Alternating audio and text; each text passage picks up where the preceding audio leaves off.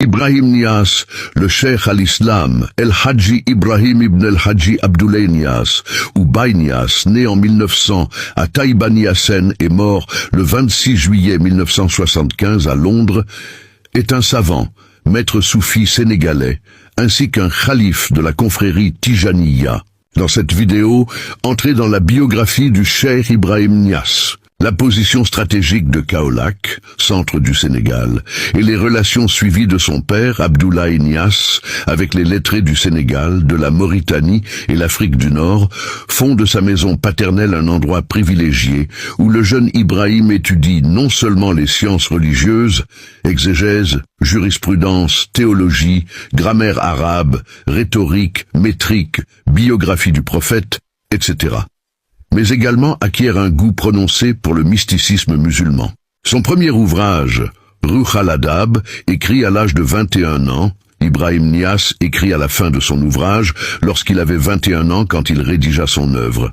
ainsi qu'un traité soufi et de la voix Tidjane intitulé Kashif al-Ilbas en 1930. Ces ouvrages purent témoigner de ses connaissances ésotériques d'acquisition précoce. À la mort de son père en 1922, son frère aîné Muhammad Khalifa prend en charge la communauté des Niassènes et Ibrahim enseigne dans les écoles coraniques de son père de Taïba, Kossi et Kaolack.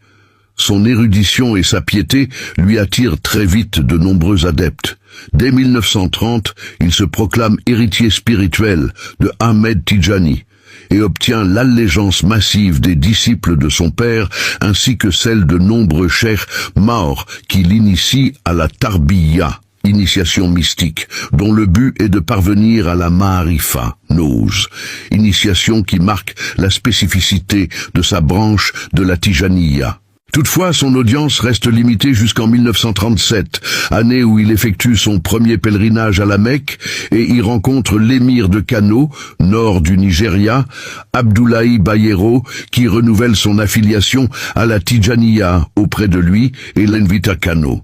Il y obtient l'adhésion de la majorité des oulémas de la Tijaniya qui, dès la fin de la Seconde Guerre mondiale, se font les moteurs de l'expansion de son mouvement dans toute l'Afrique de l'Ouest. À la mort de l'émir Abdoulaye Bayero en 1953, son fils Mohamed Sanous lui succède et renforce ses liens avec